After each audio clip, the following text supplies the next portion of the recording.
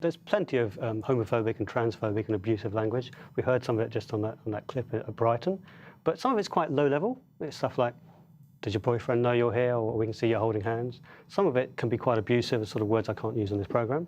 And some people say it's just banter. You know, hey, it's just football, it's banter.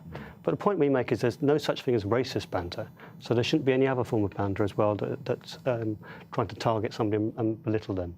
I mean, even though some fans might be using it in the abstract, in a sort of uneducated playground kind of a way, I mean, that's still not acceptable, of course, but yep. There's a difference between that and focused homophobic abuse at a player or at an individual on the stands. Well, whatever it is, it makes someone feel less able to be themselves. It makes them feel unwelcome in football. It makes them feel that they don't belong. And actually, football's a national game. It's for everyone. So what we're trying to do is stop people from using that sort of language and let everyone be part of football. It's a great point, Charlie. It is the national game. So why is it still in the dark ages? I think it's difficult. I think it has improved slightly over the last, say, 20 years since I've been going to football matches.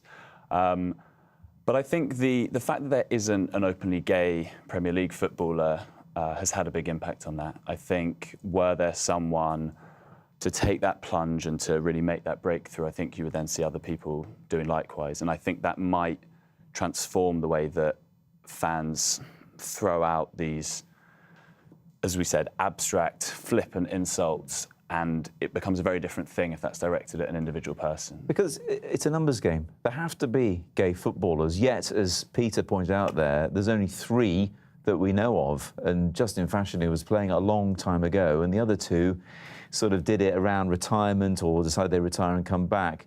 Where are the big stars saying, do you know what, I'm gay and it's not a problem because I'm a great footballer? I think at the moment there is a fear of the unknown. I think it definitely would be a lot easier to do it now. I think there is a lot more acceptance from sponsors and from supporters, but because there hasn't been one who has done it yet, I think if you were gay in a football, you'd think, why put myself through that? You know, yes, some supporters might be fine with it, but what about the ones who I've heard giving abuse? You know, so why bother? Can you accept that, Dave? Or it's going to make a big difference if someone does step forward, isn't it? It will clearly make a massive difference, but I think it's unfair to ask the players to come out first.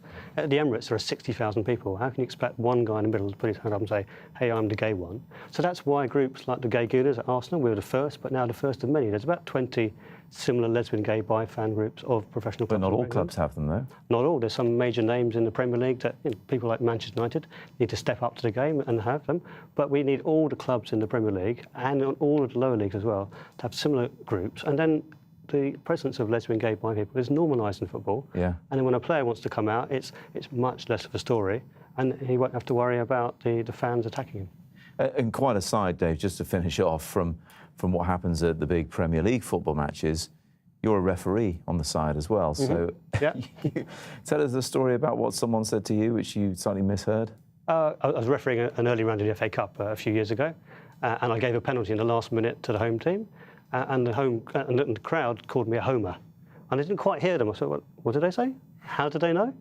But of course, that sort of abuse happens all the time. So yeah, that was an amusing one. They meant you were favouring the home side. A homer means you favour the home team, yeah? And I didn't quite hear it right.